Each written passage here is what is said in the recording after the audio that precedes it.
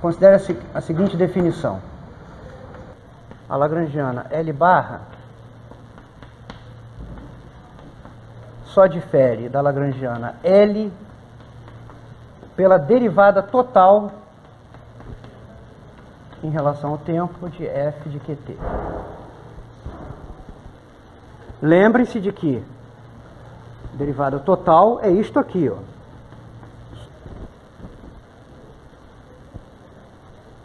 Então, se duas lagrangianas diferem por uma derivada total, então essas lagrangianas são ditas equivalentes. Duas lagrangianas equivalentes geram exatamente as mesmas equações de Lagrange. Então, o teorema diz isso. A demonstração é extremamente simples. É baseada no princípio de Hamilton. Vejam.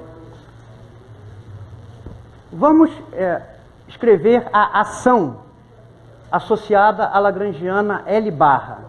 A ação S barra, eu não vou botar os argumentos, porque isso é desnecessário. A ação S barra associada à lagrangiana L barra é isso aqui, ó. Mas como por hipótese L barra é L mais uma derivada total, isso aqui é a mesma coisa que... Mas a integral de uma derivada, né, é igual ao integrando, a diferença entre o integrando no limite superior e o seu valor no limite inferior. Teorema fundamental do cálculo. Então, isso aqui é igual a... mas isso aqui, ó, é a ação associada à lagrangiana L. Mais essa integral aqui, ó, isso é o f calculado no extremo superior. Menos f calculado no extremo inferior. Mas o princípio de Hamilton, naquela linguagem variacional, né, é equivalente a dizer que a variação da ação em primeira ordem em torno da trajetória física é igual a zero. Isso aqui gera as equações de Lagrange. A imposição de ΔS igual a zero para variações em torno da solução física do problema. Mas essas variações, a variação que é feita da ação é a partir das variações dos Qs com extremos fixos. Tá bom? O ponto inicial no espaço de configuração é o mesmo para todas as trajetórias e o ponto final também. Ou seja, nos extremos, os ΔQs são zero. Todos os ΔQs, no instante T1, são iguais a zero, e no instante T2 são iguais a zero também. Tá certo? Então, observem, se nós fazemos uma variação dos Qs, isso provoca uma variação de S e S barra. Mas qual é a variação disto e disto? Isto aqui, ó, é a função f calculada no extremo superior, que não é modificado pela variação dos Qs. Isso aqui é o f calculado no extremo temporal inferior, em que os Qs também não são variados. Então, quando nós executamos esta variação, nem isto muda, nem isto muda. Tá? Então, ΔS igual a zero implica ΔS barra igual a zero e vice-versa.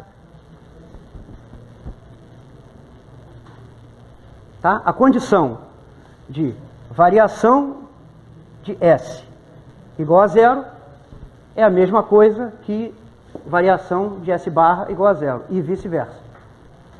Portanto, as equações de Lagrange que vêm de ΔS igual a zero, que são as equações que se escrevem com esta lagrangiana, são exatamente as mesmas equações que vêm de S barra usando esta lagrangiana. Em outras palavras, usando, tanto faz usar L ou L barra, que você vai encontrar exatamente as mesmas equações. São equações idênticas às obtidas com L ou com L barra. Acrescentar uma derivada total a uma lagrangiana não tem nenhum efeito sobre as equações de movimento. Então, se num dado problema nós construímos a lagrangiana, né? E se aparece um termo adicionado se a lagrangiana é uma parte, mais alguma outra que nós identificamos como uma derivada total, nós podemos ignorar isso aqui, porque isso não vai fazer nenhum efeito sobre as equações de movimento. Em particular, se uma constante for adicionada a uma lagrangiana, não vai afetar absolutamente as equações de movimento. Tá? Se L barra for L mais uma constante, isso aqui é a mesma coisa que ddt, que é um caso particular disso aqui. Então não vai produzir nenhum efeito sobre as equações de movimento. Tá bom? Por isso é que essas lagrangianas que diferem por uma derivada total são ditas equivalentes, porque elas geram exatamente as mesmas equações de Lagrange. Se essa função pudesse depender de que ponto, nós não poderíamos usar esse argumento que usamos aqui. Por quê? Se essa função aqui, ó, depender de que ponto,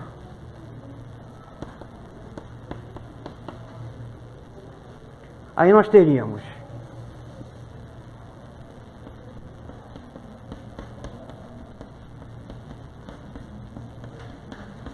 menos a mesma coisa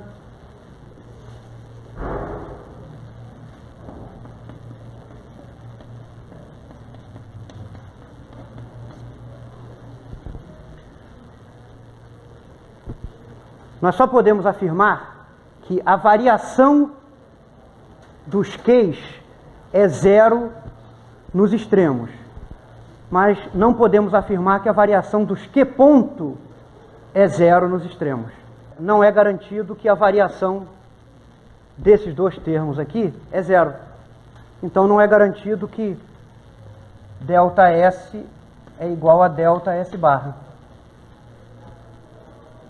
Tá bom? Nós só podemos garantir que esse termo e esse termo terão variação zero se eles só dependerem dos valores dos Qs nos extremos temporais, sem envolver os Q pontos. Porque nós não impomos nenhuma condição sobre a variação dos Q pontos nas extremidades. Tá? Uma função ser zero num ponto não significa que a sua derivada seja zero naquele ponto. Então nós não podemos garantir nada sobre isso, nós não podemos garantir isso aqui, ó. Isso aqui não pode ser garantido. Tá bom? Então esse resultado só é válido se essa função f que aparece aqui sob a derivada total depender só das coordenadas generalizadas e do tempo.